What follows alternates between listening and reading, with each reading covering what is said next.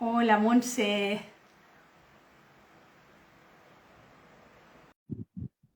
Buenas noches. A ver. Ah, ya estás aquí. Sí, Perfecto, sí, sí, perfecto. perfecto. Súper puntual. Bueno, hay muy poquitas personas de momento, creo que somos tú y yo nada más, pero ahora empezarán a conectarse otras personas. Bueno, pues nada, estamos aquí ya.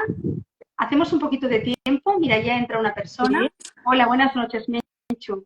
Bueno, ahora irán entrando personas. Es que estos días hace mucha calor, son días muy diferentes porque ahora en el verano, tanta luz que hay ahí a estas horas todavía y demás, nos hacen desorientarnos un poco. ¿Qué tal? Buenas noches a todas las personas que estáis entrando. Buenas noches. Bueno, Montse, vamos a empezar ya, si te parece. Como este directo va a quedar grabado, aunque hayan poquitas personas ahora, es nuestra hora de empezar. De hecho, ya llevamos 5 minutos de retraso, así que vamos a comenzar ya, si te parece. Voy a Perfecto.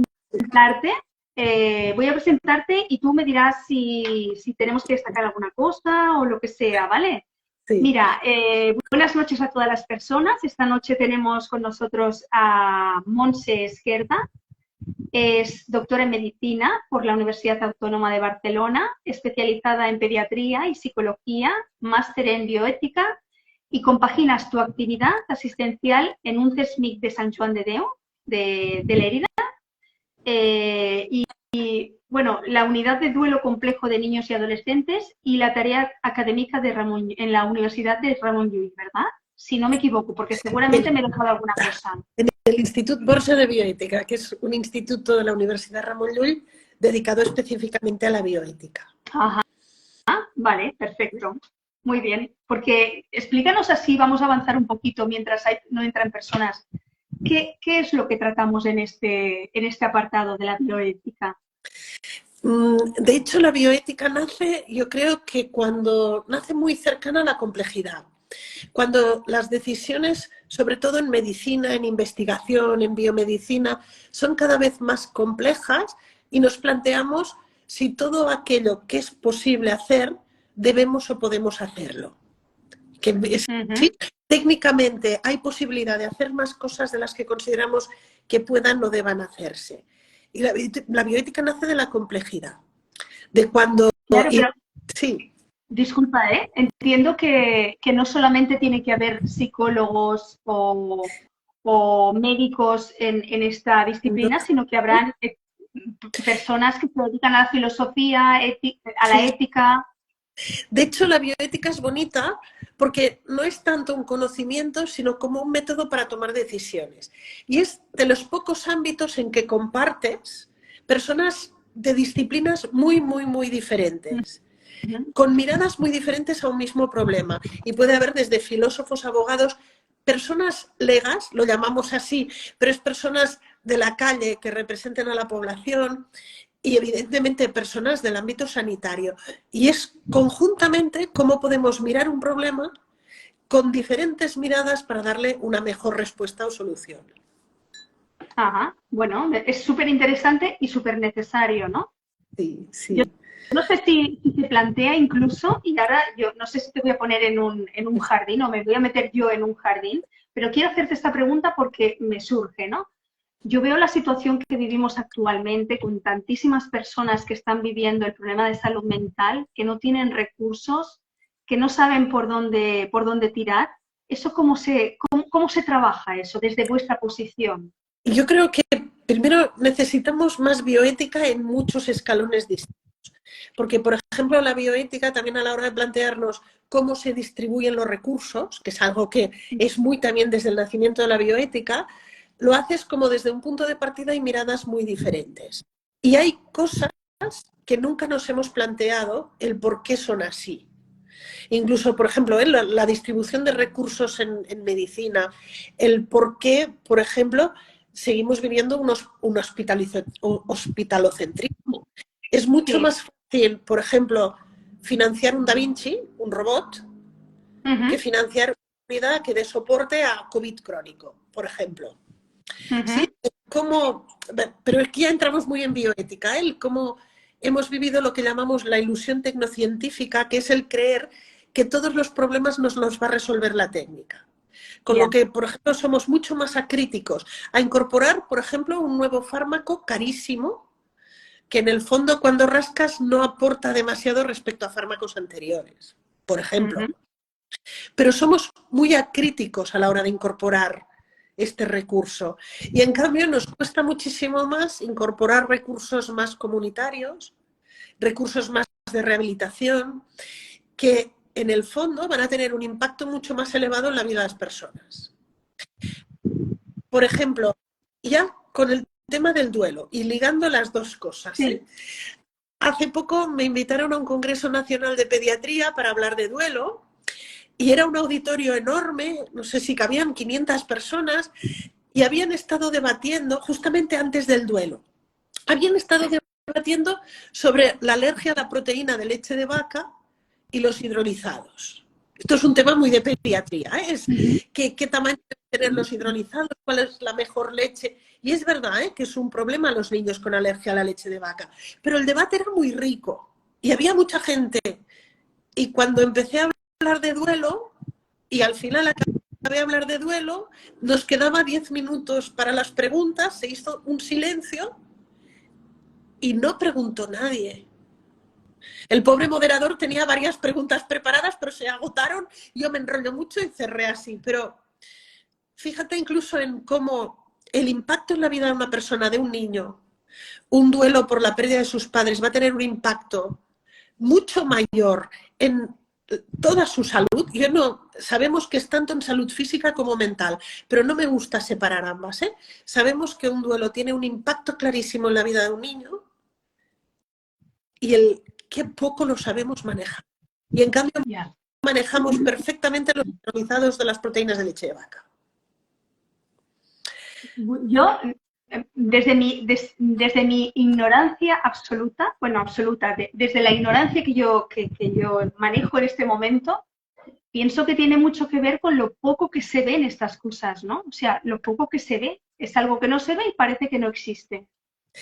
Yo creo que partimos de un presupuesto falso, que ya es el de inicio, que es que desgajamos o creemos que podemos desgajar la salud más física, y lo digo con muchas comillas, sí, de lo que es salud mental, sin tener en cuenta que son altísimamente interrelacionadas. Y en cierta manera, salud física es la que consideremos que hay evidencia, que se ve, y lo mental ha quedado siempre como la hermana pobre. Lo mental ha quedado siempre como cuando hoy en día sabemos que entre las enfermedades que mayor impacto producen en cantidad y calidad de vida son las enfermedades mentales. Pero incluso los esfuerzos que dedicamos a prevención de enfermedad cardiovascular es tan dispar lo que dedicamos a una y otra, que yo creo que requiere una reflexión muy a fondo. Sí, incluso porque quieras o no hay un tema de presupuestos, de inversión, de recursos, de personas, y no partimos de qué es lo que más impacto produce en la vida de las personas.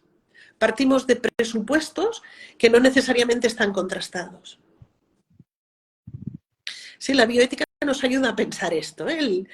El cómo son tan acríticos para introducir técnica y en cambio, teniendo evidencia del impacto de la salud mental, nos cuesta tanto introducirlo.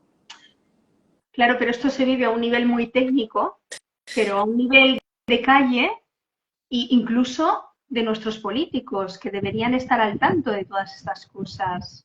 Deberían darle valor a estas cosas, porque son quienes toman decisiones. Las cifras nos dicen que no es quiero decir, la prevalencia que tenemos de enfermedad, en este momento de enfermedad mental, es altísima. 1 de cada 4 personas. E incluso después de pandemia estamos hablando de 1 de cada 3. Sí, hay un estudio de salud mental en universitarios de la semana pasada que hablaba prácticamente un 50% de los estudiantes universitarios tienen síntomas depresivos. No quiere decir que tengan depresión, tienen sintomatología. Está en cada casa. con mayor o menor impacto, ¿eh? Pero están... Tú me estás hablando ahora de casi el 50% que tienen síntomas. O sea, Sí. estamos hablando de 1 de cada 2. Sí. Lo cual quiere decir que si ese 1 de cada 2 no es capaz de gestionar eso que le está pasando, estamos hablando de la mitad de la población. Y que la otra mitad va a tener personas en su entorno que van a estar enfermas. Porque quizá también en lo que siempre ha fallado la salud mental es en el ámbito preventivo. Hay muy pocas estrategias preventivas comunitarias para poder que nos preparen para poder abordar mejor los retos de nuestra vida diaria. Yo creo que en salud mental nos faltan recursos para poder atender bien a las personas que lo requieren. Nos faltan recursos para poder, esas personas que están en riesgo por lo que han vivido, y aquí está el tema del duelo, para poder hacer intervenciones adecuadas para evitar que se rompan. Pero sobre todo, y en los niveles que estamos, nos falta prevención a nivel de toda la sociedad y sobre todo de jóvenes que les ayuden a lidiar con su día a día, a lidiar con el estrés inherente de la vida y los estresores que se van a encontrar. Y seguramente la que estamos aún más alejada, faltan recursos para esas dos, para atender bien. Pero es que en prevención casi ni hemos empezado. Y los agentes que están muy distribuidos en el territorio. Puede ser que un ayuntamiento tenga una estrategia y llegue a un punto, una diputación tenga una estrategia muy concreta para otra cosa, pero es como esta sensación de que se dispersa en el territorio y cuesta muchas veces abordar adecuadamente la prevención en salud mental. Sí, total, total. Y que los recursos que hay es como que no están, yo te iba a decir, en condiciones para abordar la situación realmente. O sea, es como que hay un muestreo de recursos que en realidad no están preparados para abordar lo que existe, lo que hay. Pero volvemos a lo anterior, la ilusión tecnocientífica. Será mucho más fácil que a un recurso le den un Da Vinci, un robot, que incorporar una serie de profesionales que pueden ser educadores sociales, terapeutas ocupacionales, que aborden ya aspectos que van más allá. Sí, porque nos es mucho más fácil incorporar críticamente aquello que es científico-técnico. Sí. No sé si te he entendido bien, pero yo no sé si te he entendido bien, porque yo me cuesta un poco asimilar tantos conceptos nuevos. Sí, por ejemplo, el presupuesto sanitario, nos estamos yendo igual del tema, pero no, gran bueno, parte pero es del interesante también. Guarda relación con el debate que tenemos últimamente en atención primaria, que la atención primaria está descapitalizada, tanto de personal como de recursos económicos, porque gran parte de nuestro presupuesto alimenta a los grandes hospitales. Y ese alimento de grandes hospitales, gran parte es técnica, que ofrece muy poca mejoría respecto a la técnica que teníamos anteriormente. Vale, entiendo.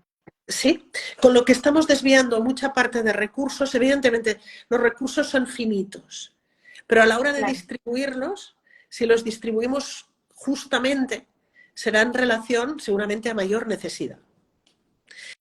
Pero este es un ejercicio bioético que debería ser de entrada, no de final.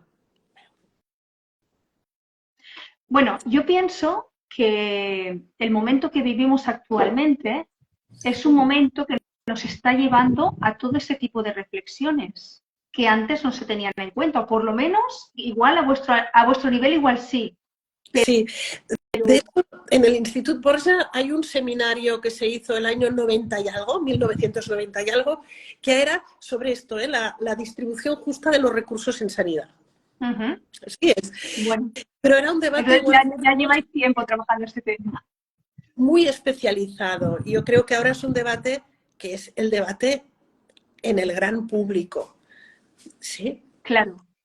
Es un tema que ha llegado a nosotros, que nosotros sin los recursos y sin la información necesaria, probablemente que tampoco sabríamos gestionar, la gente de la calle, no sabríamos ni cómo ni cómo leerla siquiera, pues podemos ir diciendo, pero sí que realmente sabemos las necesidades que tenemos. Y volvemos otra vez a ese 50% prácticamente de los universitarios que me estabas explicando antes. Un Con lo informe cual, de la la semana. necesidad es muy alta.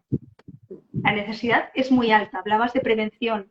Sí. Cuando hablabas de esos profesionales de la educación social, todos esos profesionales que estabas comentando antes, esos sí que deberían seguramente dedicarse a la prevención. Esos deberían estar ahí. Y yo no conozco muchas escuelas que tengan, por ejemplo, educadores sociales. Es una figura que ayuda muchísimo tanto a familias como a adolescentes, como a chicos, como a jóvenes. No, yo creo que en salud mental hay muchas figuras a promover. Sí, lo digo porque son figuras complementarias que trabajan aspectos muy diferentes. Integradores sociales, por ejemplo, que es otra figura que sí hay institutos que empiezan a tener, pero es que, claro, la necesidad es tan alta que si existe una figura en un instituto queda absolutamente desbordada por la necesidad. Claro. Sí. Claro. Bueno, pero como estamos en un momento de cambio y que se están reconociendo las necesidades que hay, yo creo que esto tiene que ir creciendo y se tienen que ir viendo poco a poco esas necesidades. Porque hasta hace muy poco tiempo la gente de la calle no hablábamos a lo mejor, no sé, de incorporar el tema de las emociones, de la gestión de emociones dentro del aula, ¿no? Por ejemplo, ahora se está hablando, yo pienso que es un elemento súper importante. Quizá no tanta materia didáctica. De hecho, el aumento de demanda en salud mental infanto-juvenil, ya antes de la pandemia, era un aumento continuado. Y quiero decir, había indicadores que deberían habernos hecho alertar antes de la pandemia. Pasa es que la pandemia ha sido como dar gas a esos indicadores que se han disparado. Y ahora es algo que no podemos ignorar. Lo tenemos delante y no puede ignorarse. Claro, claro, así es. Bueno, pues con todo esto que estamos hablando, con esta introducción tan grande que hemos hecho de pues para mí este gran descubrimiento así en primera persona que es la bioética y pues este tema que generosamente nos has introducido, ¿te parece que hablemos del duelo?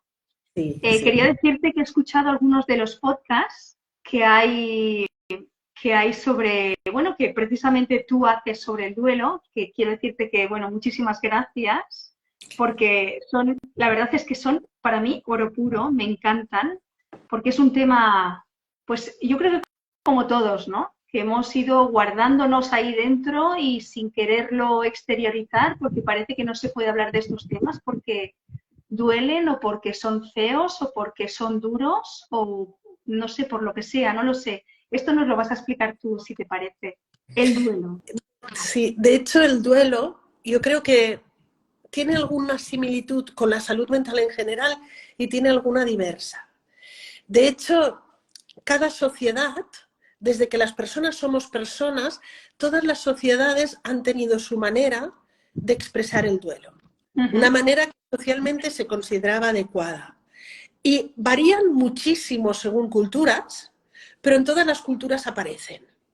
Y de hecho, incluso cuando se va a yacimientos arqueológicos, algo de lo que más les gusta a los arqueólogos es intentar deducir cuáles eran los ritos funerarios y a veces incluso podían intuir los duelos que había ahí. Por ejemplo, si ha habido velas quemando durante tiempo, si ha habido flores, se puede ver en restos funerarios que ya había flores. Y en cualquier cultura, los rituales alrededor de la muerte y el cómo expresar la pérdida estaba muy establecida. Hasta hace pocas décadas, en la nuestra también. Hasta hace muy poquitas décadas vestíamos de negro. Por ejemplo, podemos acordarnos de nuestras abuelas, de cuando, porque muchas abuelas, después de varias pérdidas, nunca volvían a vestir de color. Sobre todo cuando habían perdido un hijo.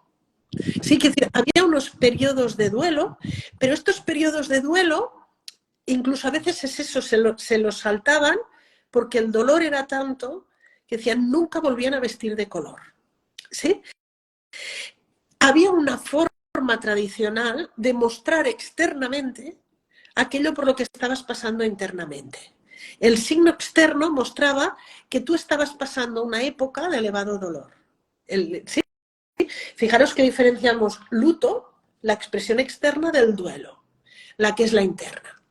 En pocas décadas ha desaparecido. Hay diferentes causas, si queréis hablamos, pero es como por muy diversas causas y es como si todo aquello externo, aquello que estás pasando interiormente ha desaparecido y tienes que vivir el duelo mucho más en soledad. Incluso personas en duelo comentan como a los 2 meses de haber perdido un hijo, les dice, pero tienes que animarte ya y empezar a salir. O aún estás llorando tanto. 2 meses es nada. Por eso, en estos cambios, es como si hubiéramos metido el duelo en el armario. ¿Sabéis? A veces que comentamos que la salud mental con la pandemia ha salido del armario, pues al revés, Sí. es como si el duelo lo hemos escondido. Y en cierta manera, no nos está tan permitido poder expresar aquello que es un duelo normal. Y esto hace que haya mucho más riesgo de que el duelo se complique. ¿Sí? ¿Tú quieres decir que antes trabajábamos mejor el duelo de lo que lo trabajamos ahora? Antes tenías una facilitación social para expresar. Y esta facilitación, por ejemplo, incluso algo tan simple como los periodos de duelo, los tiempos. ¿Sí? Los tiempos no son cortos en duelo. Y el hecho de tener estos tiempos tan largos, y es verdad que eran pautas muy rígidas, ¿sí? Eran muy estrictas y muy... Pero, primero, te daban una temporalidad que es mucho más cercana a los procesos naturales, porque estos periodos eran muy largos, muy largos, para lo que entendemos hoy. Y otra segunda parte es que socialmente lo visibilizabas, lo veías. Veías que esa persona había perdido algo. Porque iba de negro, porque no iba a lo mejor a alguna fiesta o no iba a actos sociales. Sí. Que es verdad que era una forma de expresar que hay personas que quizás no se encontraban a gusto, pero había una socialización del duelo. Había una expresión social del cómo se vivía. ¿Sí? Fíjate que, por ejemplo, ahora, una de las imágenes que más utilizamos en niños para ayudarles a entender lo que están pasando, cuando muere alguien, no hay solo duelos por muerte, pero después hablamos si quieres, pero cuando muere alguien, con niños comentamos que es como si perdieran una parte de ellos mismos. Perder a alguien es perder algo que formaba parte de ti mismo. Es como perder un brazo, perder una pierna. Entonces, es como 2 trabajos en duelo, que es curar la herida y aprender a vivir sin ese brazo, que cuando me doy cuenta... Sin ese miembro. Son 2 trabajos en duelo. Pero muchos niños te lo dicen. Sí, pero si yo me hubiera quedado sin brazos, la gente se daría cuenta. Y ahora nadie lo ve. Y muchos niños te comentan el duelo como la herida que no se ve, que no se detecta, que el resto de personas no saben localizarla ni saben cómo es. La gran desconocida. Pero porque ahora no lo mostramos de la misma manera, ¿quieres decir? Porque ahora no lo mostramos en absoluto. Y como no lo mostramos, no lo reconocen. ¿Sí? Por eso hay niños que te dicen, bueno, es que si yo me hubieran cortado el brazo y todo el mundo viera que voy sin un brazo y tengo esta herida, nadie me pondría la mano encima de determinada manera. Nadie me haría según qué comentarios que me hacen ahora. Claro. Nadie me haría, ya estás bien, tienes que ser fuerte y recuperarte y pronto, porque dirían, no, tiene aún esa herida.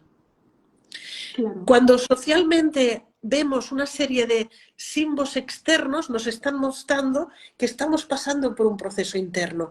Al desaparecer todos esos símbolos externos, cuesta más de reconocer aquello que se está viviendo. Ajá, totalmente de acuerdo, es cierto. Lo que pasa es que siempre piensas que aquello era como aquello que, bueno, y seguramente que en determinadas zonas todavía se hace de la misma manera, ¿no? Porque yo, por ejemplo, veraneo en un pueblo y en ese pueblo todavía se hacen las cosas de la misma forma, ¿no? Seguramente el luto no tarda tanto, pero las personas mayores se ponen el luto y se acompaña el féretro hasta un lugar determinado, se va caminando. Bueno, hay una serie de rituales que se Sí. mantienen, pero, pero parecía como algo obligado, ¿no? Que mucha gente a lo mejor lo siente, pero no lo necesita de esa manera. Socialmente, los constructos sociales que nos ayudan a vivir épocas de la vida tienen una sabiduría tradicional. Sí, por ejemplo, es distinto, ¿eh?, el rito funerario de los procesos de duelo. La despedida, como tal, es fundamental. La despedida te permite iniciar el duelo. Por eso es muy difícil, por ejemplo, los duelos de personas desaparecidas, porque nunca tienes este punto de salida, ¿sí? El punto de inicio del duelo es ese ritual de despedida. El ritual de despedida puede venirnos dado culturalmente. No necesariamente nos viene dado por una religión, sino hay más contenido cultural que religioso, ¿sí?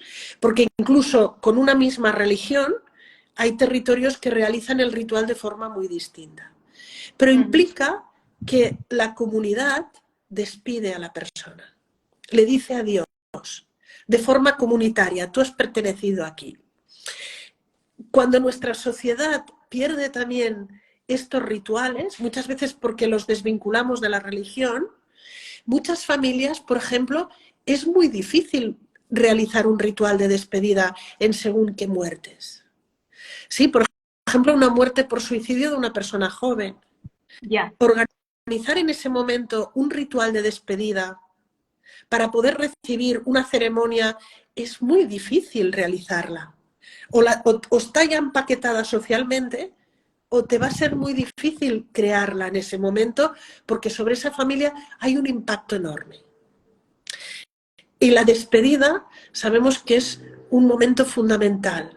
Sabemos que el decir adiós no es ese momento. Empezamos en ese momento a decir adiós. Vamos a ir diciendo adiós a muchas otras cosas durante bastante tiempo. Pero el pistoletazo de salida es ese momento. Cuando socialmente perdemos esas ceremonias, rituales de despedida, o no se realizan porque simplemente no sabemos cómo hacerlo, porque hemos perdido unos rituales y no hemos puesto otros de nuevos, perdemos una parte fundamental a la hora de poder realizar bien ese proceso. Sí. Mira, aquí hay una persona que nos dice, fíjate, bueno, seguramente ya no estará ahora, porque ha dicho que ha tenido que, no podía continuar la entrevista, pero dice, mañana hace 9 años que falleció mi padre, ni os puedo seguir, perdonadme, aún duele muchísimo. ¿Por qué se tarda tanto en procesar en algunas personas esa falta, ese duelo? La primera dificultad es precisar qué es tanto. No, es qué es normal en Claro, duelo, muy difícil claro, precisarlo. ya. Y después el duelo, para decirlo en cierta manera, yo a veces lo comparo, me gusta mucho cocinar, y a veces comparo el duelo como cuando uno cocina. Cuando uno cocina sabe que requiere un cierto tiempo. Por ejemplo, hacer un pastel, aunque aceleres y pongas más fuego en el horno, lo vas a quemar. No va a salir. Va a requerir un tiempo, pero requiere buenos ingredientes y en el momento adecuado. Con lo que un duelo va a requerir un tiempo. Duelos difíciles no podemos hablar de menos de 1 año o incluso 2 años. Es decir, cuando ya hablamos un poco qué es normal, pues un duelo por la muerte de un hijo, Claro, esto es muy difícilmente complicado. podremos volver a funcionar haciéndolo todo bien antes de 2 años. ¿Sí? Es decir, estamos hablando ya de periodos bastante largos, pero requieren también buenos ingredientes. Sí, y buenos ingredientes, a mí me gusta mucho trabajar con, no tanto con las fases de Kubler-Ross, yo creo que las fases, sabemos que no hay evidencia científica que las sostenga, las famosas fases no existen. El duelo no es algo tan ordenado, tan, ¿sí? A mí me gusta más hablar de tareas, que son como los ingredientes que hay que meter en un duelo. Y hay 4 tareas que las describió Worden, por si pueden ayudar y esta persona nos puede escuchar que se han diferido. Porque estas 4 tareas sí que nos van a permitir integrar el duelo. Uno no pasa un duelo y dice lo ha pasado. Ajá. Cuando ha pasado el periodo, lo ha integrado en sí. Ya no es la misma persona que era. ¿Sí? Lo ha transformado. Las 4 tareas, que son como los 4 ingredientes. El primero es despedirnos y saber decir adiós. Esta empieza en la despedida, pero puede continuar. Porque a veces hay que decir adiós a muchas cosas distintas. La segunda es todo el trabajo más emocional. Saber identificar y expresar adecuadamente el dolor y el sufrimiento. ¿Sí? La tercera implica que, en cierta manera, tu vida va a funcionar de una forma distinta. Nuestra vida funciona cuando con las personas que estamos a nuestro lado vamos realizando diferentes funciones o roles. A la que perdemos una persona, esto se desestabiliza. Con lo que el tercer punto es que nuestra vida pueda como volver a funcionar con cierta normalidad. Y el último punto, que es el más difícil de todos, de hecho, estos 3 primeros ingredientes los puedes mezclar cuando quieras. Por ejemplo, el tercer elemento, que es adaptarte a esta vida nueva en la que la persona no está, igual es el primer elemento que tenemos que trabajar, antes que la despedida o Pero el último es como el más espiritual, y este sí que es el elemento final. No podemos nunca empezar por este, que es el elemento de resignificar. De decir, lo que cada persona ha dejado en nosotros continúa en nosotros. No perdemos a nadie de los que han formado parte en nosotros. Y este último punto es, te llevo en mi corazón y allí no podré perderte nunca. Formas parte de mí. Este es como el más espiritual. Darle incluso un sentido, un significado a lo que ha sido esta persona. Esta última parte sí que requiere que hayas hecho las otras 3. ¿Cuándo se nos alarga a veces un duelo? Pues cuando, por lo que sea, pues personas que muchas veces tienen que tirar adelante su familia y una mamá ha perdido al papá y tiene 3 hijos y dices que no puedo permitirme el expresarme emocionalmente porque es que si yo me derrumbo se derrumba todo. Pero entonces es como guardarlo y saber, esto tendré que hacerlo en otro momento. En algún momento, claro. Sí, porque me lo identifico. Hacerlo hay que hacerlo, ¿verdad? Hacerlo hay que hacerlo. Por eso muchas veces se alarga. Porque si no hemos tenido espacio, sobre todo el punto para expresar emocionalmente ese dolor o esas emociones, en algún momento hay que hacerlo. El problema, volvemos a lo que comentábamos antes, expresar esas emociones tiene muchas veces un interlocutor, alguien que escuche. Y si no hay nadie al otro lado, es mucho más difícil en nuestra sociedad. Aquí es el punto que lo ligábamos en que han desaparecido los rituales, porque hoy en día es muchísimo más difícil expresar emocionalmente cuando en la sociedad ni siquiera reconoce el qué es lo que estás viviendo. Una de las frases que más oyes en duelo es me estoy volviendo loco. Cuando te explican y dices, pero si esto es un duelo normalísimo, pero ni siquiera sabes reconocer que esto es normal en duelo. Sí. Es complicado todo, de verdad, ¿eh? Porque yo ahora estoy pensando en una situación que he vivido a lo largo de estos últimos meses. Una persona de mi entorno, lejana, pero de mi entorno, una amiga de mi hija, que ha vivido una situación muy complicada y es una chica muy joven que ha perdido a su pareja, que llevaban 2 años conviviendo y lo ha vivido, además ha sido una muerte muy traumática, persona muy joven. Y esta persona lo está viviendo de una forma como desenfadada, ¿no? Como que no, sí que lo ha compartido muchísimo y gracias yo creo a que, pero te da la sensación como que esa persona llegará a su situación de normalidad y algo pasará, ¿no? ¿Sabes qué quiero decir? Sí. Pasa es que algo que también comentamos muchas veces con niños en duelo, no es necesario que lo compartas todo a todo el mundo. Quiero decir, tú eliges, es importante compartirlo, pero tú eliges a quien quieras compartirlo. Eso también es muy importante, porque muchas veces hay profesores que te dicen, ¿cómo le ayudo? Porque yo ya le pregunto. Dices, no va así. Quiero decir, que un profe que sepa que un niño ha muerto su padre o ha muerto su madre y diga, es que, él te elige si quiere compartirlo contigo. No es que tú le digas a él, sino es importante tener con quién compartirlo, pero tú eliges con quién quieras compartirlo. ¿Sí? Sí. Por eso una de las mejores... Sí. No. Sí. Por eso, dime. Por eso una de las mejores estrategias en acompañamiento a duelo, no ya entramos en los duelos complejos o traumáticos, son los grupos de ayuda mutua. Sí, Ahí, por ahí quería preguntarte, quería venir por aquí yo ahora. el modelo del GAM, del grupo de ayuda mutua, que yo creo que en salud mental es uno de los modelos a promover más, porque hablamos mucho de empoderamiento de las personas o no, pues realmente un GAM es un modelo más viejo. Quiero decir, cuando se crearon los GAM no se hablaba de empoderamiento, ¿sí?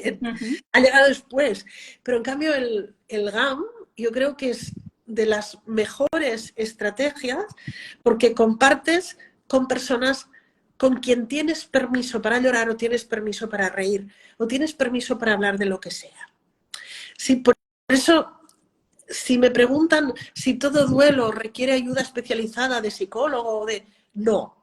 Y yo creo que llegará un momento que igual pensaremos que ir al psicólogo, si no hace falta, puede hacer daño. ¿Sí? Que muchas veces necesitamos más comunitaria. Y habrá personas que necesitarán psicólogo y de entrada, ¿eh? No.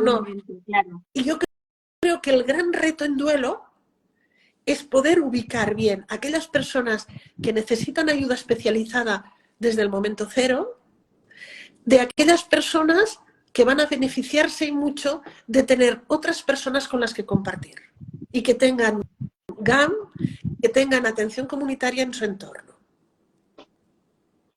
¿Sí? Sí. Lo que pasa que, claro, muchas veces a lo mejor no tenemos ese entorno, ese grupo de ayuda mutua y las personas que tenemos en nuestro entorno muchas veces, pues es esto que nos decías antes, ¿no? Venga, anímate, que tienes que ya ha pasado mucho tiempo, que tú ahora ya lo que tienes que hacer es animarte, empezar a salir más y cómo ¿cómo afrontamos como personas, porque ya no estoy hablando tan solo de las situaciones de fallecimiento de una persona, sino cuántas situaciones de duelo podemos encontrarnos que no tienen nada que ver con la pérdida física, o sea, de vida de una persona? De hecho, el duelo es el dolor por la pérdida de aquello a lo que estábamos vinculados. El duelo en mayúsculas es porque nos vinculamos con personas. Entonces, al vincularnos con personas, cuando fallece alguien, ese vínculo se rompe. Pero nos vinculamos, por ejemplo, a proyectos, nos vinculamos a objetos. A veces cuando se nos ha roto algo que nos gustaba mucho, espero que sea un duelo pequeñito, cuando es un objeto, pero cuando es, por ejemplo, un proyecto, el duelo por enfermedad, ¿sí? Cuando pierdes la salud, es un duelo. El duelo dentro de las familias, por ejemplo, por enfermedad mental, provoca auténtico duelo en la familia. Total. Porque has roto un proyecto y el dolor que provoca esa rotura es lo que provoca el duelo. ¿Sí? Y hay mucha similitud. Incluso podemos tener duelos por cosas que no existen. Por ejemplo, personas que quieren ser padres o madres y no pueden serlo por el motivo que sea, muchas veces hay un duelo por no tener un hijo y nunca has tenido un hijo, ¿sí? Es decir, que el duelo puede ser incluso por proyectos futuros que no existían y provoca un enorme dolor. Es muy difícil en nuestra sociedad, ¿sí? Hay una frase que me gusta mucho del Papa Francesc, del Papa Francisco, que habla: la nuestra es una sociedad analfabeta en cuidar, consolar y acompañar. Es preciosa, ¿eh? Porque nuestra sociedad es todos sabemos leer y escribir y nos ponemos medallas de que somos una sociedad que ya todos... Y en cambio es una sociedad analfabeta en cuidar, acompañar y sostener. Y yo creo que a nivel de sociedad es muy difícil cambiar a esa gente que te dice no llores o tienes que ser fuerte o anímate Y incluso a veces a muchas personas da rabia. ¿Te crees que tengo que ser yo quien te eduque a ti? No, me refiero, fíjate, sí, es como invertido. La persona que lo está pasando mal tiene que explicarle a la otra, ¿sí? Por eso busca aquellas personas que te entiendan. Que puede ser un amigo que no era muy amigo, pero que igual pasó por un proceso, el que sea, y tiene ese punto que entienda. Quiero decir que, primera, ser selectivo en duelo es fundamental. Y ser selectivo cuando se están pasando experiencias vitales es fundamental. Lo que pasa es que muchas veces, sí, a lo mejor muchas veces cuando estamos pasando por esos momentos no sabemos lo que nos hace bien y lo que no nos hace bien. Pues ahora lo explicamos. No gastemos energía analfabetizando personas que no se han alfabetizado. Me refiero, porque si no, es ese momento en que tienes la carga de tu situación y la carga que hay que aguantar de otros que no lo están viviendo y te están cargando. Sí. Ser selectivo. Habrá personas que una de las formas fundamentales es porque alguien ha vivido algo, ¿sí? Aunque sea otra cosa. Quiero decir, que ha vivido un proceso muy doloroso y es capaz de entenderte. Busca a esas personas. Si hay posibilidad en tu territorio, y cada vez hay más, busca grupos de soporte. Yo creo que ese poder de las redes que decimos, el de las personas cuando se asocian, es brutal y puede cambiar situaciones y busca ayuda especializada. Quiero decir, a nivel de tu comunidad, selecciona aquellos con los que quieras relacionarte. Intuitivamente ya pasa. Hay gente que desaparece de tu escenario, ¿sí? Pero hay gente que sigue en tu escenario y dices, bueno, mejor no sé. Busca aquellos que realmente sabes que te entienden. Muchos porque lo han pasado o muchos porque tienen esta sensibilidad. Cuando uno lo ha pasado es muchísimo más fácil que lo reconozca. El segundo punto es busca soporte en la comunidad. Los GAM que comentaba, grupos de ayuda mutua, comunitarios, y la última parte es confiar en la especializada, en personas que te puedan ayudar a transitar por aquello que se ha visto. Yo he visto algunas formaciones que se dedican precisamente a formaciones sobre el duelo para acompañar el duelo. Este tipo de formaciones entiendo que te pueden ayudar. Y me diré. Tenemos, bueno, es que nuestra experiencia en Lleida es que ya hace prácticamente 20 años empezamos a crear los grupos de duelo. ¿Sí? Cuando empezamos a crear grupos de duelo, trabajamos sobre todo con voluntariado, y el voluntariado no son profesionales, pueden ser pues una maestra de escuela que ha vivido la pérdida de un niño y quiere acompañar a otros niños o no. Nos dimos cuenta que era necesario el formarse, porque incluso cuando ya llevas un grupo, uno, si es una persona motivada, va hasta aquí. Pero si tiene que acompañar un grupo como facilitador, no como terapeuta, sino va a tener que ir hasta aquí. Con lo que empezamos todo lo que es el tema del acompañamiento no terapéutico en duelo. Sí, diferenciar mucho el acompañamiento terapéutico, que corresponde a psicólogos o a médicos o a psiquiatras especializados, de la enorme parte que es el acompañamiento no terapéutico. Que la gran mayoría de personas lo que van a requerir es ese acompañamiento. Unas cuantas por el tipo de pérdida, o por el tipo de persona, o por la situación de vivir, van a requerir especializada. Y aquí es donde entran estas formaciones en acompañamiento. Que son muy interesantes. Yo recuerdo el otro día, estuvimos charlando también aquí en un miércoles, en un directo, con una persona que explicaba, es una persona que cuenta cuentos y explicaba, bueno, pues experiencias muy traumáticas que había vivido en su vida, y la última había sido la pérdida de su madre, ¿no? Y cómo ella, junto con su hija pequeña, acompañaron la enfermedad de su madre de una forma muy respetuosa, ¿no? Y esta hija era una niña pequeña, pero era una niña pequeña que acompañaba cubriendo las necesidades de su abuela y viviendo el día a día de su abuela, como poco a poco fueron viviendo esa situación hasta que la abuela se apagó, ¿no? Y fue una experiencia, ella es dolorosa porque es la pérdida de una persona que quieres, una persona que está en tu vida, que está en tus proyectos, que está está en tu historia, pero cómo esa persona poco a poco se fue apagando y ambas entendieron esa marcha, ¿no?, de esa persona. Aquí entras en un factor en duelo, de cuando hablábamos que el duelo puede ser más o menos complejo. Cuando alguien muere, que no sé si se dice en castellano, en catalán lo decimos, es ley de vida, es ley de vida.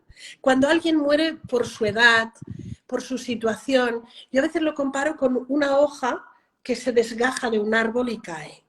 No hay herida casi, sí que hay un poquito de herida, Ajá, pero es mucho más fácil curar esa herida. claro. Es un proceso que puede ser doloroso, ¿eh? Porque igual justamente esa hoja era muy importante para mí y sí, pero es como un proceso natural, que es muy distinto cuando esa rama se rompe por la edad, por el tipo de enfermedad, porque es un accidente, porque es un suicidio, porque es un homicidio. Justo ahora te hacen una pregunta que dice, ¿cómo acompañar a una madre que ha perdido a su hijo de 18 años? Aquí estamos, lo mismo que comentábamos antes. Si alguien quiere ser una de esas personas comprensivas, para decirlo en cierta manera, hacerse presente sin hacerse pesado. Uh-huh. No decirle nunca, si quieres algo, llámame, porque no va a llamar nunca, ¿eh? Es decir, si tú le dices, si quieres algo, estoy aquí para ti, llámame, no va a llamar. Sobre todo intentar hacerse presente a partir del mes y medio, 2 meses, porque es cuando casi todo el mundo desaparece.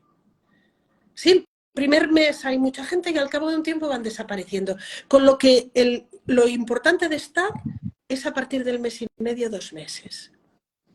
Y hacerse presente. ¿Quieres tomar un café conmigo? Y en ese café, si la mamá ha explicado 40 veces lo mismo, 40 veces escuchar. Porque esa mamá necesita no 40, sino 400 veces escucharlo. Evitar todas esas coletillas, ¿sí?, que hacen tanto daño. Hay que ser fuerte, es que, sí, bueno, si tiene 18 no, pero muchas veces a mamás que han perdido un niño en duelo perinatal ya tendrás a otro. Te quedan tus otros hijos. Decir poco y estar, ¿sí? Estar porque si uno quiere, pues eso, ir a tomar un café, salir a dar un paseo, la persona en duelo va a encontrar en muy poco tiempo que no hay casi nadie. Y como hay mucha gente que le va a decir, uy, no la llamo porque es tan fuerte lo que le ha pasado, no llama a nadie. Claro. ¿Sí? Estar. Estar sin juzgar, sin comentarios y escuchando. Y preguntarle a la otra persona, ¿te va bien que te llame para hacer un café? Si no quieres, no, pero te llamo la semana que viene. Estar. Estar. Estar. Sí. Es lo que más cuesta. Sí. Te quiero hacer algunas preguntas que tengo aquí marcadas. Bueno, tú antes ya me lo has dicho, lo de participar en grupos y demás, pero ¿qué recomendaciones puedes ofrecer para cuidar el bienestar físico de la persona y el emocional? La persona ha tenido una pérdida. El duelo afecta todas las dimensiones de la persona. Hay muchísimas manifestaciones físicas. En el duelo, por ejemplo, hay dolor de estómago o hay un cansancio terrible, que incluso dices, es que me duelen los huesos, me voy a hacer una analítica, no puedo estar tan cansada. Pues es el duelo. Hay insomnio, cambia el gusto de los alimentos, ¿sí? Hay, evidentemente, en la dimensión emocional, pero también, por ejemplo, en la espiritual, por la desesperanza. Cuando construimos el soporte más no terapéutico en duelo, y esto con adolescentes lo decimos muchas veces, una parte fundamental es el ejercicio físico. Con adolescentes algunos nos cuesta. Después igual algo hay que hacer, aunque sea salir a andar. Ya sé que ahora hace mucho calor y no podemos, pero hay una parte fundamental que es que el ejercicio físico nos va a ayudar. Aunque sea andar, si puede ser a paso rapidito. Por eso cuando alguien decía, ¿cómo puedo ayudar a alguien en duelo? Pues salir a andar con esa persona, ir en bicicleta, ir al gimnasio, nadar, lo que uno le guste. Pero todo lo que es ejercicio físico es una ayuda fundamental en duelo. De las como más primarias, ¿sí? Y es de las que más nos va a ayudar. Hay un acrónimo en duelo que nos lo comenta, que es sí, una parte fundamental es exercise, hace ejercicio. Sí, es llora, no todo el mundo llora, pero no te aguantes si quieres llorar, haz ejercicio, habla, haz arte, en inglés es art, busca alguna forma para expresarte también artísticamente, ya sea arquitectura, dibujo, lo que sea, y rememora. ¿Sí? Rememora cultiva un poco esos recuerdos. ¿Sí? Muy interesante. Mira, algunas personas me han hecho algunas preguntas y me dicen, cuando se repiten conductas inadecuadas, muchas veces autolesiones, mentiras, gastos, etcétera, ¿cómo elaborar o trabajar esa confianza perdida? Yo creo que son muy distintas, las conductas que comentáis. Sí. Por ejemplo, sabemos que la autolesión está muy, muy vinculada a una expresión de sufrimiento. Sí. ¿Eh? Con Bueno, lo pero que yo he interpretado que también cuando tienen conductas así inadecuadas como gastar o en consumir. duelo, por ejemplo, es muy, muy frecuente, y sobre todo en adolescentes, cuando evitas esa expresión emocional, que se exprese el dolor de forma muy inadecuada. El consumo de tóxicos es muy, muy frecuente, porque el consumo de tóxicos, como si dijéramos, te anestesia el dolor. La gran mayoría, los tóxicos son frecuentísimos, conductas hipersexualizadas. Sí, conductas, la de gastos no lo vemos tanto en adolescentes normalmente porque no disponen de tanto, Que pero no bueno, disponen de sí, dinero, claro. sí, pero las autolesiones son muy frecuentes porque es una forma de calmar el dolor, el dolor mental con el dolor físico. Mental. Como si me pregunta como terapeuta, yo diría que la confianza que tengo a esa persona es independiente de la conducta que haga. Porque muchas veces cuesta mucho diferenciar, no sé quién lo comentaba, pero fijaros, por ejemplo, una persona que tiene un cáncer. El cómo puedes diferenciar aquello que corresponde a la enfermedad de lo que es la persona. ¿Sí? Cuando hay enfermedad mental o sufrimiento elevadísimo, nos cuesta muchísimo más diferenciar la persona de la conducta. ¿Sí? Y entender muchas veces que estas conductas son como expresiones de la enfermedad, si lo queremos llamar enfermedad, o expresiones del sufrimiento. Cuando esta persona está bien, muchas veces realiza una enorme crítica de aquello que hizo, pero la confianza sigue siendo en la persona, no en aquello que hace. Sí. Entiendo que como familiar es muy difícil realizar este ejercicio. Quiero decir, yo como terapeuta me es mucho más fácil poder hacer con alguien que convives a diario y sobre todo si estamos hablando de conductas autodestructivas, busca ayuda profesional. ¿Sí? Que te permita recuperar esa confianza en la persona, entendiendo que la conducta responde a lo patológico, o al sufrimiento, o a la expresión que le está dando de su sufrimiento. Total, sí. Total.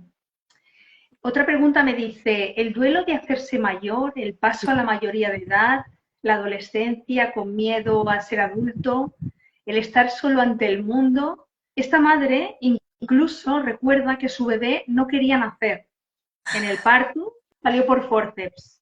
La pregunta que me hace es esta, ¿no? O sea, ¿cómo abordar ese duelo a hacerse mayor? Sí, hay duelos, comentábamos que hay duelos por muchas cosas distintas en la vida que tienen como connotaciones distintas. ¿Sí? Quiero decir, el duelo por la muerte tiene una serie de elementos que no comparte el duelo por enfermedad. Hay puntos en común y puntos diferenciales. Hay una parte de ese miedo a crecer, miedo a hacernos mayor, que sería rascar un poco el que hay atrás.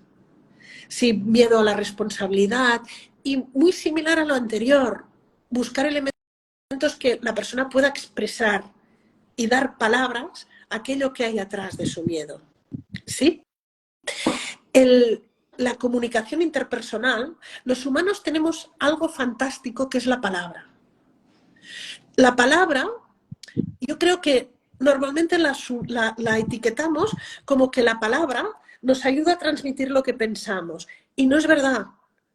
Ahora sabemos que la palabra nos ayuda a construir el pensamiento. Y es algo precioso. Y de hecho hay diferentes estudios que lo muestran, ¿eh? Cuando hablo, no es que esté expresando lo que pienso, sino que mientras hablo estoy ordenando, construyendo. Sí, poniendo cosas en su sitio. Con lo que sabemos que por eso la palabra tiene valor terapéutico. Y tiene valor terapéutico con los profesionales, pero tiene valor terapéutico también en casa. Si yo soy capaz de poner las palabras adecuadas, es eso que dices de golpe, decir, pues es verdad, y te lo has dicho tú a ti mismo. Sí, quiero decir que saber poner palabras a estas situaciones, la gran mayoría de veces no será necesario ayuda especializada. Ya la tenemos nosotros incorporada. Y no es explícame qué te pasa, sino que mientras se está explicando, él mismo podrá entender qué es lo que le pasa. Esta experiencia la he vivido yo en un grupo de ayuda mutua, porque es muy bueno escuchar lo que a ti te está pasando a través de otra persona que lo está verbalizando porque le pasa a ella. Y hasta el momento en el que tú no lo escuchas de otra persona, no eres consciente de lo que te está pasando a ti. Y tomas conciencia cuando la otra persona, no sé si te estaba refiriendo a esto, pero yo lo he captado de esa manera. Incluso a veces lo hace uno con uno mismo. Sí, sí, sí. A la que está hablando, está tomando conciencia. Tomando conciencia. Exacto. Es curioso, por eso digo, sabemos que hay un nexo importantísimo entre palabra y pensamiento, pero no tanto que la palabra transmita críticamente lo que estoy pensando, no, la palabra construye pensamiento, la de los otros, por eso la ayuda mutua, y la propia. Decir algo en voz alta me ayuda a mí mismo de darme cuenta, decir, cuando me escucho, digo, pues esto es verdad. Con lo como si estuvieras diciéndoselo a otra persona. Sí. Con lo que por eso otra persona te haga tomar conciencia a ti. Que esta persona que tenga miedo a sus etapas sea capaz de poner palabras o letras si sabe escribir, pero que sea capaz de volcar, porque cuando lo haga es cuando muchas veces va a solucionarlo. ¿Sí? De hecho, hay un autor, Lainez Entralgo, que decía, el siglo XX es el siglo en el que realmente nos hemos creído el valor terapéutico de la palabra. Y alrededor del valor terapéutico de la palabra ha nacido una profesión, que es la psicología. ¿Sí? Muy bonito, es alrededor de reconocer que las palabras tienen valor terapéutico, nace una nueva profesión que no existía, Ajá, que trabaja solo con la palabra. la palabra. Pero igual que no hay que, para muchas cosas de medicina no hay que ser médico, sino que yo puedo utilizarlas, esto es lo mismo. Sí, utilizar la palabra para resolver aquellos pequeños nudos de nuestro día a día. La escritura muchas veces ayuda. Escribir. Sí. La escritura aún es más elaborada que la palabra, porque la palabra cuando lo has dicho, a no ser que te grabes, no puedes volverte a escuchar. La escritura puedes volverte a leer. Volverlo a leer. Correcto, es verdad. Sí, sí. Montse, tengo una última pregunta, porque ahora Sí, ya son las 10 y un poco más, ya llevamos una hora y no quiero tampoco agobiarte sí. demasiado. Me parece súper interesante todo lo que explicas, porque es como hacer evidente cosas que tienes ahí en la cabeza y son sencillas de entender. Sí. Además, lo explicas de una manera que eres tan próxima y cuesta tan poco entenderte. Eh, Hay una pregunta que a mí me provoca tristeza, me provoca pena, porque me acerca a pensamientos y a sensaciones que se acercan y que me duelen, ¿no? Y es un abuelo en la recta final de su vida, porque tiene una enfermedad, una enfermedad que es terminal, está bien, pero le han diagnosticado una enfermedad. ¿Qué recomendación darías para transitar ese vacío que dicen que queda cuando muere un padre o una madre? ¿Qué hacer con ese vacío por la pérdida? Yo entiendo que es mientras vive hasta que llega el momento de la pérdida. El problema a veces es que los duelos los anticipamos demasiado. Mientras uno vive, está vivo. Y puedes Ya, hacer mucho mientras está. Y puedes hacer desde incluso lo que comentábamos de dar sentido a aquello, preparar un legado, algo que es precioso, pues incluso una abuela, dejarnos todas las recetas bien apuntadas para las nietas y los nietos, ¿eh? No, pero poder apuntar todas tus recetas, poder apuntar tu receta de si hacía jabón en casa. Muchas veces que puedes construir un legado en esos meses. Y para unas personas es fundamental que quede ese legado, eso que dejan. Puedes acabar de disfrutar muchas cosas que no habías hecho. Mientras estamos vivos, vivimos. Sí, lo digo porque muchas veces estamos anticipando duelos y lo vivimos antes de vivir. Y nos queda... Y a veces hay un libro muy bonito que es Lo indisponible, de Harmon Rosa. Lo indisponible nos dice que todo lo bueno, casi todo lo bueno y parte lo malo que tenemos en la vida es aquello que no podemos controlar. Y el cómo nos pasamos media vida intentando controlar cosas y entonces nos llega algo y el dejarnos tocar por aquello que es indisponible, que no sabemos qué pasará, pero que puede pasar. ¿qué puede pasar? Y puede pasar muy bueno aún. Claro, El tiempo no es cuestión de extensión, el tiempo es cuestión de profundidad. Puedes estar con una persona muy poco tiempo y conectar, o puedes estar media vida y... Pues sí. el tiempo es profundidad. Y puedes tener muy pocas horas y decir, wow, y puedes tener años y... Sí, sí, total. Esa intensidad la das tú mismo, ¿no? Y en función de esa proximidad. Sí. Pues por eso, que sea tiempo vivido. Ese tiempo que queda, que sea tiempo vivido realmente. Me recuerda lo que te he mencionado antes de aquella persona que habíamos tenido ese directo y que habían hecho ese tránsito desde el conocimiento bueno, de la enfermedad de la abuela junto con su hija, que era una menor, han hecho ese tránsito y han aprovechado todo ese tiempo, ¿no? Es precioso, es. Y ese tránsito, incluso para la persona que se va, lo que comentaba, el saber que dejas un legado. Que el legado puede ser muy distinto, pero que dejas para los que quedan. Como una doble vida, ¿no? Es como, bueno, no sé cómo expresarlo, pero es como un doble valor a eso que se vive, ¿no? Sí, pero eso es la vida vivida. Sí, no transcurrida. ¿Cuántas veces en nuestra vida nos pasan los días así? que dices, ¿y hoy qué? Pues transcurre. Y hay días o hay momentos que las vivimos y vivimos a fondo. Esto es lo que aprendemos del duelo y de la muerte y del morir, pues a tener vidas vividas.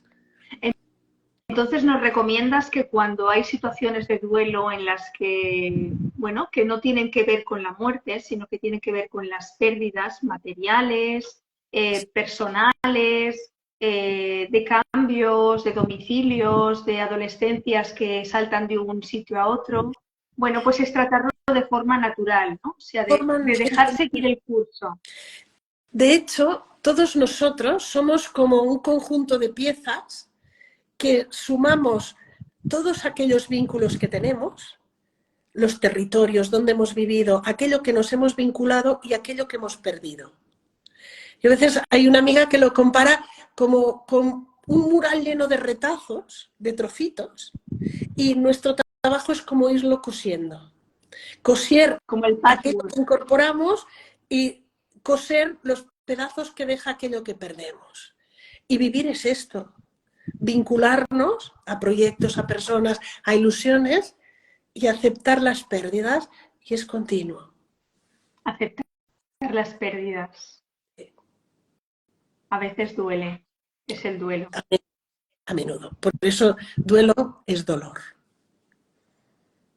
Bueno, pues muchísimas gracias, Monse, de verdad. No sé si hay alguna de las personas que están aquí que le gustaría hacer alguna pregunta. No, bueno, han ido entrando y saliendo personas, Sí. seguramente quedará que lo verán. Y además, ¿te gustaría que o seguramente no te importa, pero ¿te gustaría que compartiéramos este directo también con tu perfil o no lo necesitas? Sí, no hay problema, perfecto.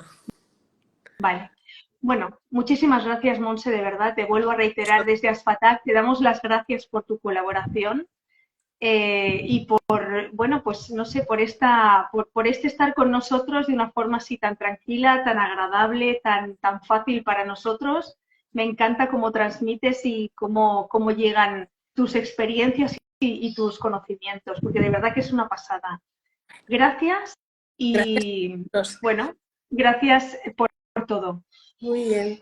Un saludo Hasta la muy grande. Hasta la próxima. Adiós, Monse. Adeu.